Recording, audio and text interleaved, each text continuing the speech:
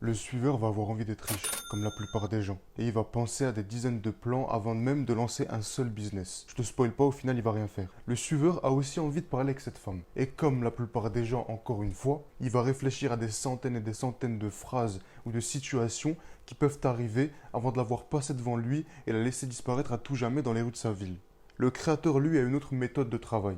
Quand il a la motivation pour faire quelque chose, quand il a ce boost d'énergie dont il a besoin pour commencer à avancer quelque part, il va faire, il va agir, et seulement après ça, il va réfléchir à quelques plans pour atteindre ses objectifs.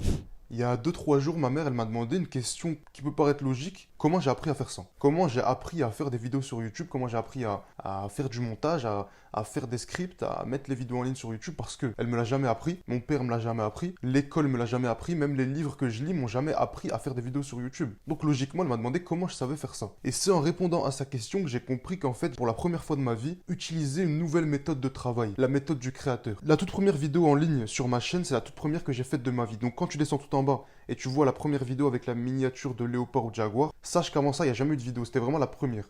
L'histoire, elle commence simplement. J'ai eu envie de lancer un business. Vu ma personnalité, vu ce que j'étais destiné à faire, vu ce qu'on avait prévu pour moi, YouTube était la parfaite solution. Donc j'ai eu envie de faire des vidéos sur YouTube. Premier problème, mais j'ai pas de caméra. J'ai réfléchi et l'outil que j'utilise encore maintenant pour faire mes vidéos est celui que j'ai utilisé au départ, mon téléphone. Donc premier problème réglé. Je savais pas comment tourner, je savais pas comment filmer. J'ai posé mon téléphone, j'ai commencé à parler.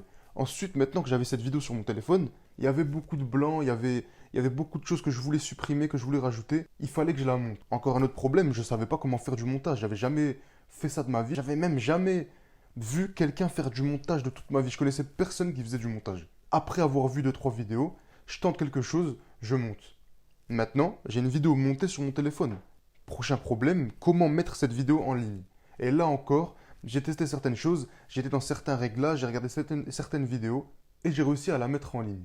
Et après, il y a eu d'autres problèmes comme le titre, les miniatures, la description, etc., etc. À chaque fois que j'ai fait face à un problème concernant ma progression sur YouTube, à chaque fois j'ai trouvé la solution en agissant directement.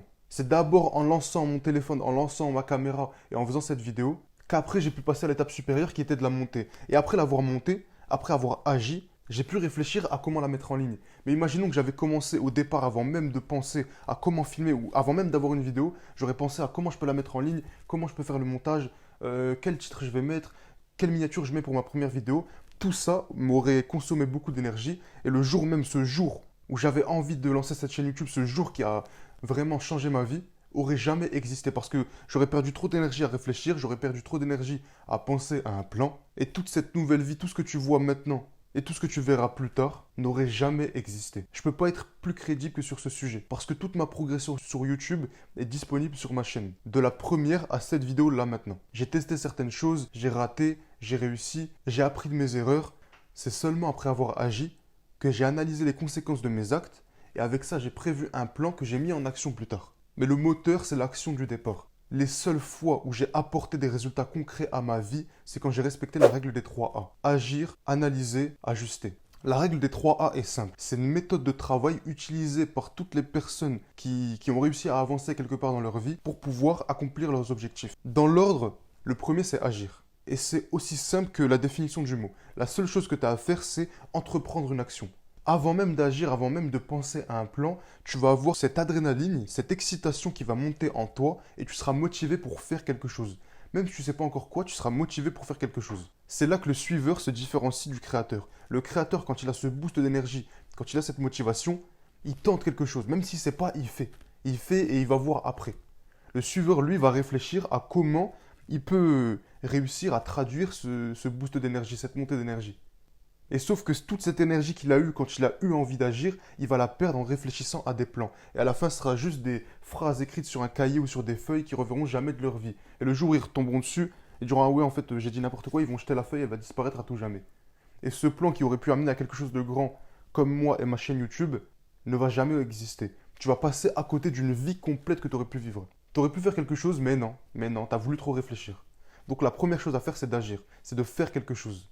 Quand tu as eu une idée, quand tu as respecté cette idée en agissant quelque part, tu vas arriver vers un nouveau chemin. Tu arrives devant un nouveau décor. Maintenant que tu as agi, là maintenant tu peux préparer un plan. Maintenant que tu as agi, tu sais à peu près comment ça marche. Maintenant que tu as pris le risque, tu vas pouvoir analyser les conséquences de tes actions. Que ça soit mauvais, que ça soit bon ou qu'il n'y ait aucune réponse, dans tous les cas, tu vas avoir quelque chose à analyser. Si jamais il ne se passe rien, considère ça comme un échec parce que s'il ne se passe rien, c'est que tu n'as pas suscité assez d'engouement ou assez de friction pour avoir le résultat que tu voulais avoir au départ. S'il n'y a pas de réponse, considère ça comme une réponse. S'il y a une réponse positive, tu sais que tu dois agir comme tu viens de le faire.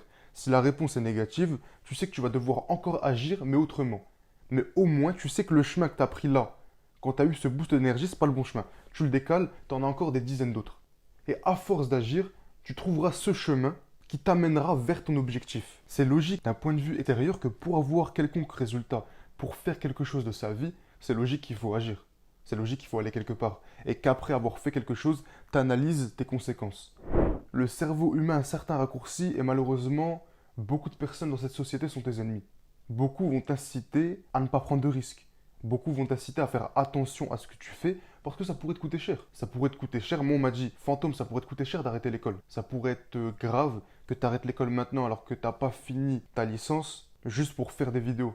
Toi, tu sais, quand tu entends ce que je dis, et si jamais tu as regardé d'autres de mes vidéos, ou si jamais tu vas regarder d'autres de mes vidéos, tu comprends que ce que je fais, c'est pas juste des vidéos. À partir du moment où j'aide une personne dans ma vie, à partir du moment où je change le quotidien, ne serait-ce qu'une journée de quelqu'un que je connais pas, c'est pas juste une vidéo. Mais beaucoup ont été mes ennemis, beaucoup m'ont dit, qu'est-ce que tu fais? Beaucoup m'ont dit, attends un peu, patiente 1 an, 2 ans, finis ta licence. S'il te plaît, Fantôme, finis ta licence et après agis. Je suis sûr maintenant à 200% qu'après avoir fini ma licence, j'aurais jamais eu la motivation que j'ai maintenant à faire des vidéos sur YouTube. Quand j'aurais fini ma licence, j'aurais voulu avoir de l'argent parce que je serais devenu plus vieux, j'aurais remarqué la vie des gens autour de moi, j'aurais eu cette mentalité un peu de suiveur et quand j'aurais vu les gens qui n'ont pas pris de risque, avoir une belle vie, avoir une belle voiture et une belle femme, je me serais dit, moi aussi, il faut que je fasse attention. Je suis vieux maintenant, il faut que je trouve un travail. Je peux pas me permettre de prendre des risques. Il y a 1 an, j'avais cette fugacité. J'avais envie de faire quelque chose. J'avais comme la surexcitation, l'hyperactivité qu'ont les enfants. Et donc, j'ai fait quelque chose. Mais les gens vont dire, fais attention. Les gens vont dire, calme-toi. Les gens vont dire, attends un peu. Et à force d'attendre, tu perds ta motivation et tu vas nulle part. Ces gens-là sont tes ennemis. Ton entourage qui t'incite à être lent, ton entourage qui t'incite à attendre encore un peu,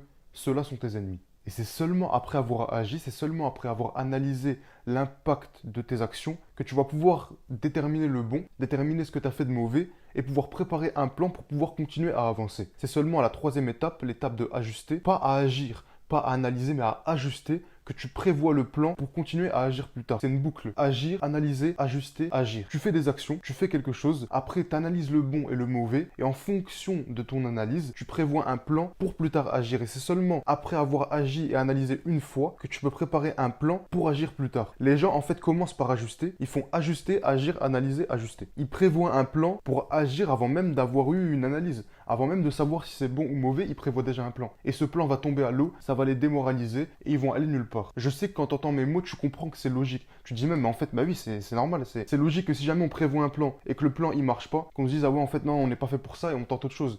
Alors que si jamais tu agis, après tu analyses le bon et le mauvais et là tu fais un plan, c'est seulement là que tu pourras dire si jamais tu étais fait pour ça. C'est seulement après avoir agi, après avoir analysé et prévu un plan, que si jamais tu agis et que tu fais encore une erreur ou tu fais encore les mêmes erreurs, là tu sais que c'est toi le problème. Mais tu peux pas dire que c'est toi le problème, tu peux pas dire que t'étais pas fait pour ça alors que tu as commencé à faire un plan avant même de savoir ce qui était bon ou mauvais dans tes actions. Je le répète, c'est seulement en respectant la règle des 3 A que quelque chose peut arriver dans ta vie. Sans ça, il ne se passe rien. Parce qu'imagine maintenant avoir envie de faire quelque chose et t'as plus ces peurs, t'as plus ces hésitations, t'as plus toutes ces choses qui t'empêchent d'agir, qui t'empêchent d'avancer. Imagine la personne que tu vas devenir, là, ferme les yeux et imagine-toi la vitesse à laquelle tu vas travailler, le charisme que tu vas retranscrire aux gens quand tu vas directement aller droit là où tu veux aller. C'est pas seulement une méthode de travail, c'est aussi un état d'esprit, d'agir et après réfléchir. Tu vois cette femme, t'hésites pas. Tu sens que ce business marche, t'hésites pas. Tu sens que tu peux faire cette pompe, tu sens que tu peux faire cette traction, t'hésites pas. C'est un mode de vie, c'est pas juste une simple méthode de travail. Donc n'oublie pas la règle des 3 A dans ta vie.